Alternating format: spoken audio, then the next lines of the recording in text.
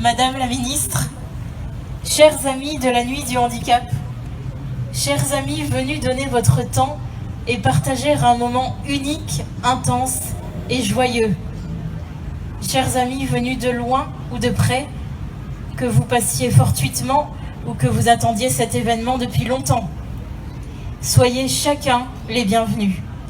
Quelle joie de vous voir, quelle chance de croiser vos regards, quelle force de vous rencontrer. L'actualité nous aura confrontés à l'attente impatiente de nous retrouver et nous aura par là enseigné la patience et l'espoir. Mais enfin, nous y sommes. Quelle victoire! Laissez-moi vous partager une anecdote qui m'est arrivée mercredi dernier. Alors que j'allais enfin nager à la piscine, et oui, parce que les piscines sont enfin ouvertes, des enfants que je croise dans la rue me disent « T'as vraiment de la chance, t'es tout le temps assise. » Oui, c'est vrai. J'ai de la chance quelque part. Je ne sais pas ce que c'est, l'effort de marcher, d'user mes chaussures, de faire du sport avec mes jambes. Mais je sais d'autres choses, que j'ai apprises malgré mon corps douloureux, ou plutôt à travers lui. Je pourrais même dire grâce à lui. En ce jour si important, je veux vous partager combien tout d'abord, la relation permet le déploiement réciproque au-delà de nos différences. Ensuite, c'est la relation qui ouvre les cœurs et les corps. Et enfin, c'est cette même relation qui autorise l'envol de chacun. Je crois que la relation permet le déploiement réciproque au-delà de nos différences. Et si nous nous mettions à une nouvelle mode, une mode de la différence? En ces temps inhabituels, nous aurons remarqué cette injonction à la fin de nos mails. Prenez soin de vous, faites attention à votre santé. C'est une mode. La mode d'une santé où l'on voudrait que tout aille bien. Quelque part une mode où la différence n'aurait pas sa place. Une mode où je dois prendre soin de moi, sans espace possible pour l'erreur, la douleur, la différence. C'est la mode. Mais la mode hors norme, hors de la norme, qu'en est-il? En me voyant sur mon fauteuil à 4 roulettes, cette mode vous est-elle familière? Mon fauteuil si visible, n'est-il pas à lui seul l'obstacle, l'unique différence entre vous et moi?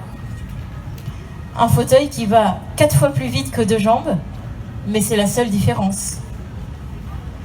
Cependant, cette différence n'est-elle pas uniquement cette marche que je ne peux pas monter, cette voiture au milieu du trottoir qui m'empêche de passer, cette baguette de pain commandée depuis l'extérieur de la boulangerie, ce magasin dont je ne peux qu'admirer la vitrine extérieure, ce bus dont la rampe ne fonctionne pas, chaque personne qui me regarde, chaque enfant que je rassure devant son interrogation légitime?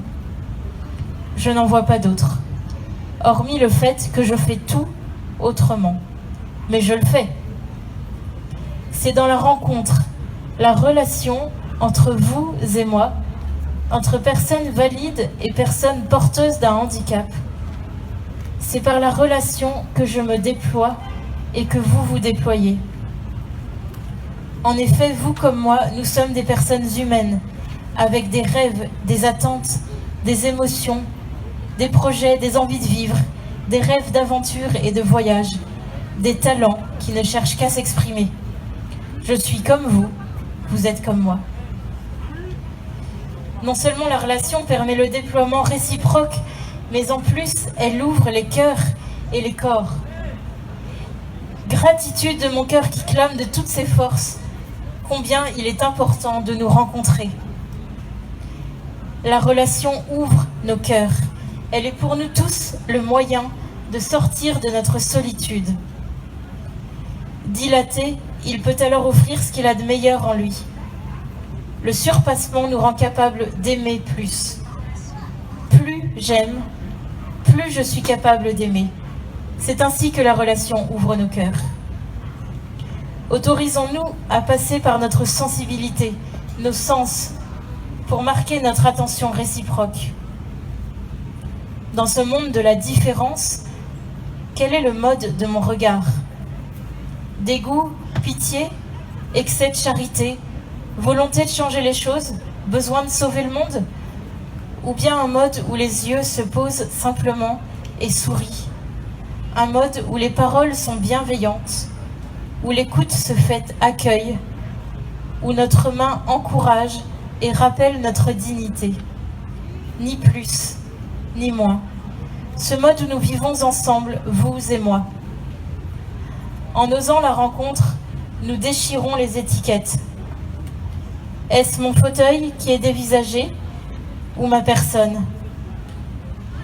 Cela équivaut à reconnaître notre propre peur de la différence, du handicap et finalement de notre propre vulnérabilité. Je crois enfin que la relation autorise l'envol. Aujourd'hui, parler est plus important que de me taire, me montrer plus important que de me cacher, agir que d'attendre. C'est la raison pour laquelle je prends la parole. Dans un monde où chacun se veut être l'égal de l'autre, je ne devrais pas être différente, hors de la norme. Je devrais être cachée, invisible, je ne devrais même pas être en train de vous parler. Ce que nous ne maîtrisons pas nous a peur. Nous taire chez nous, et je devrais me taire. L'envol, c'est vivre la vie qui m'inspire en acceptant mes limites. Ainsi, être autonome, ne serait-ce pas consentir à l'interdépendance et vivre la vie que je choisis? Ne serait-ce pas transformer ma dépendance en force relationnelle? Le consentement à mes limites me permet de passer d'un enfermement à un tremplin. Je désire grand en consentant à mes limites. Pourquoi j'ose aujourd'hui dire que je prends mon envol? Parce que j'agis en avançant sur le chemin qui fait de ma limite mon allié. Les conditions de l'envol sont l'action et le consentement à mes limites. Cela est réalisable grâce et par mes relations. Comme une randonnée en montagne, ce chemin est une ascension quotidienne. J'ai l'audace de croire que c'est possible. Pour terminer, je veux vous dire aujourd'hui de toutes mes forces, je suis heureuse. Ma vulnérabilité m'apprend ma singularité et mon besoin d'interdépendance. Notre singularité est irremplaçable, unique. Notre société l'attend et en a besoin. Mon trésor, votre trésor, notre trésor, qui ne cherche qu'à exploser comme un feu d'artifice. Pouvoir me souvenir, souvenir, souvenir.